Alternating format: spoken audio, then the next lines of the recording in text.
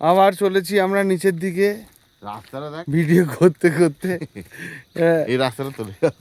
এই রাস্তা দিয়ে যাচ্ছি আমরা, দেখুন দাদারা দিদিরা, মিথ্যে কথা নয়, আমি যে যাচ্ছি রেকর্ডিং করিনি, সেইটাই আপনাদের বোঝানোর জন্য এই ভিডিও তুলে ধরলাম।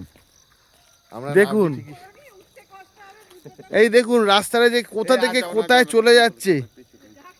এই দেখুন, দেখুন আমরা ভয়ে আর যাচ্ছি না, যে এই কষ্ট কি করে আমরা নিজেরা শেয়ার করে নেব।